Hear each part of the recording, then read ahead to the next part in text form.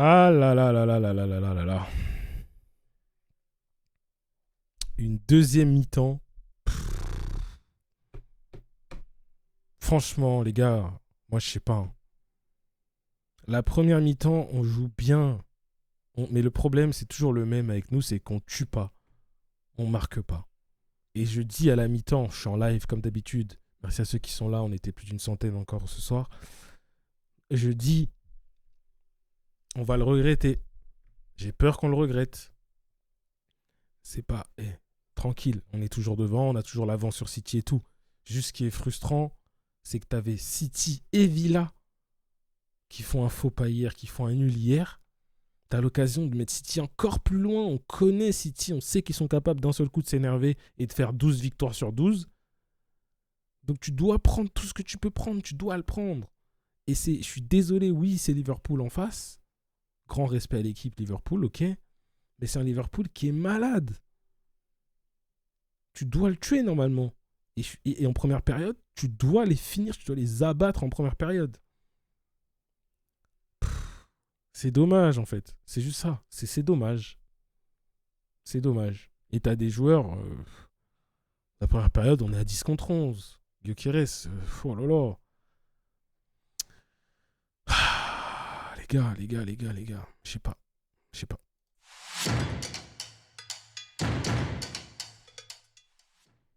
C'est Gunners. J'espère que vous allez bien.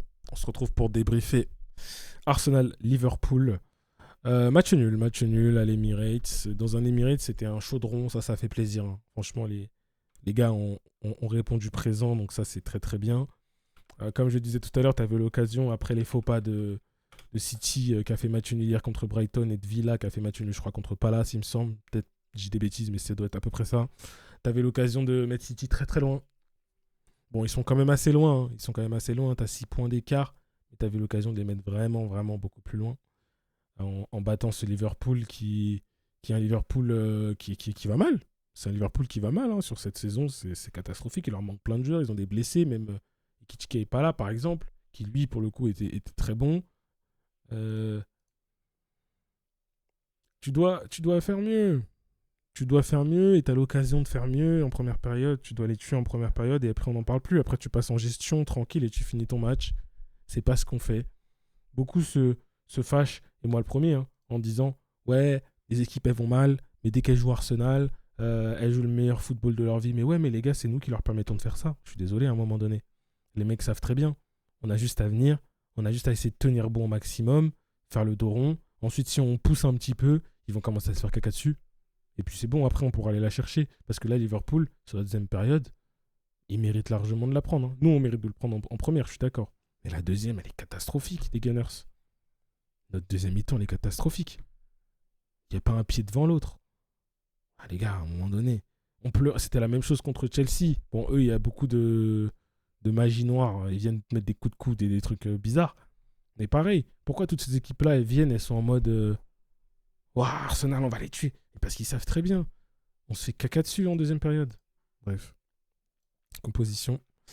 Je suis énervé, hein. Vous le savez, je suis énervé. Je sais que je vais me faire insulter parce que je suis énervé. L'abus, voilà, le catastrophisme, il est déjà en colère de fou. On dirait, on a perdu, on est qu'en janvier, il y a toujours 6 points. Chacun met ses standards là où il veut. Moi, aujourd'hui, je voulais une victoire contre Liverpool. Ou au moins la manière, tu fais match nul avec la manière, vas-y.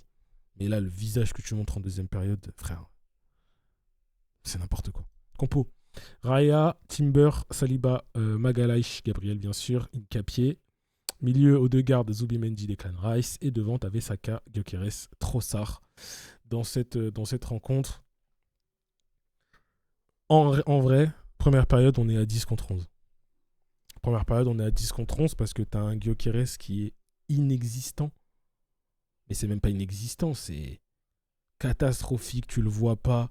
T'as 2 ou 3 centres. Il coupe pas au premier poteau. Les seuls moments où il va toucher des ballons, c'est parce qu'il va venir décrocher. Il décroche, il fait appui, remise. Il le fait 2 fois de suite, histoire de toucher un petit peu du ballon. 8 ballons touchés, je crois. J'ai vu une stat passer, je sais pas si elle est vraie, mais Gyökeres, 8 ballons touchés.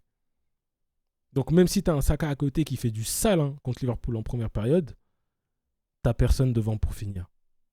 Qu'est-ce que tu veux faire? Gyökeres, à un moment donné, Moi, je veux bien. La prépa tronquée, hors de forme au début, tout ça, ok, je veux bien. Mais là, à un moment donné, il y a des choses quand même. Couper au premier poteau, c'est pas dur. Donc, je sais pas. Je sais pas. La 10 contre 11, c'est beaucoup plus dur, sachant que Liverpool était très regroupé derrière, en mode RATP. Donc, il pesait même pas sur les défenses. Enfin, il m'a apporté quoi aujourd'hui, Gyökeres? Rien. Il y en a un autre, hein, parce que là, je vais tirer un peu sur les joueurs, là. Odegaard. Odegaard, il m'a apporté quoi aujourd'hui, les gars? Rien. Respectez pas le jeu. Ça appelait à gauche, il me faisait une toupie Blade et après, il a donné à droite. Comment t'expliques que Saliba, Timber, Saka, ça combinait plus qu'avec Odegaard? Comment Saliba, avec tout le respect qu'on a pour lui, hein, il participe autant à l'animation offensive? Je comprends pas, les gars. Il est pas mauvais, il est de formation attaquant, j'ai pas de problème avec ça en soi. Mais juste, si on le voit autant, c'est qu'il y a un problème. Odegaard, je comprends pas. Et Saka, par exemple, qui fait une bonne première période, un peu moins la fin de la première, mais la deuxième, elle est pas bonne du tout. Il faut faire quoi pour que Saka y sorte? Il faut faire quoi pour que Odegaard y sorte? C'est quand même fou. Parce que moi, je vois une Capier, parce qu'une Capier, on va en parler aussi, qui galère et qui se blesse. Faire rentrer MLS. Je me dis, bon, MLS, ça va être compliqué. Et je le dis avant que ça arrive, je le dis, il va faire rentrer Martinelli pour les retours défensifs. Donc déjà, je sais déjà que Madueke, je ne vais pas le voir aujourd'hui. Parce que je sais que Saka, il va jamais sortir. Pour que Saka, il sorte, il faut attendre la 78e. Waouh. Pour que Odegaard, il sorte, il faut attendre la 78e minute. Et tu me lances un Eze qui n'a pas joué depuis 5 matchs, qui, à son habitude, fait semblant de défendre. Donc après, tu te dis, bon, bah, c'est Eze, quoi. Des entrants, Gabriel Jesus, pas grand chose. Un peu de Juga Bonito dans la surface, mais rien de plus en entrée surface.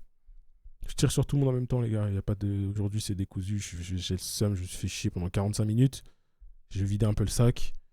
Trossard, il était là pour se battre plus que pour jouer au foot. Incapié, offensivement, pas bon. Franchement, il apporte rien, quoi. C'est ce que je disais en live, c'est des noix de cajou, mais sans sel, quoi. Tu mâches du plastique, c'est pareil. Declan Rice, pas bon. Alors là, c'est rare d'avoir un Declan Rice comme ça. Zubimendi, j'ai pas grand chose à lui reprocher aujourd'hui pour le coup. Mes défenseurs non plus, ma charnière. Timber, excellent. Heureusement qu'il est là. Et Raya, la petite erreur, la petite mésentente avec Saliba, mais sinon, globalement, Raya fait un bon match en vrai. Enfin, il fait son match, quoi. Et non, là, c'est. Moi, je le dis, je vais pas abuser. On n'est pas en train de dire que j'ai vu des gens dire le titre est terminé et tout. Non, non, non. On est à 49, City à 43, Aston Villa est à 43. On a de la marge, on peut encore. On veut pas penser comme ça, mais si jamais on se loupe, on peut encore se louper, entre guillemets. On est encore bien devant, j'ai pas de problème avec ça. Juste, à un moment donné, la première période, juste, on n'est pas assez méchant. C'est comme disait Saliba. On les tue en première, c'est tout, c'est fini. On arrive en deuxième, tout le monde dit ouais, mais Arsenal est meilleur en deuxième. Et moi, j'arrêtais pas de dire, mais les gars, il y a un moment donné où ça va pas passer. Hein. Parce que tu peux pas commencer à jouer à la 45e en fait. Et là, la mi-temps, waouh! C'est juste la mi-temps qui m'énerve. Le score, c'est 0-0, c'est Liverpool, ça reste une grosse équipe. Même s'ils sont mal, ils sont dans le mal et tout, vas-y, c'est pas grave.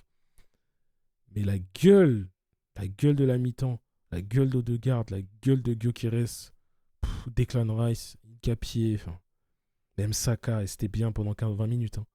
Mais après, et non, c'est vraiment dommage parce que t'as des mecs. Madueke sur les entrants, c'est pour moi celui qui fait la meilleure entrée. Bah, il a eu 10 minutes.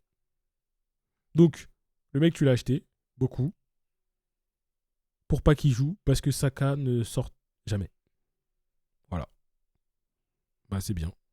On va gagner on va tout gagner comme ça. On aura un Saka pas bon mais il va continuer à jouer. On aura Madueke qui est bon, mais non, tu ne joues pas. Tu joues pas parce que Saka, il sort pas. Voilà. Ah bah, GG, les gars. Voilà, bravo. Félicitations.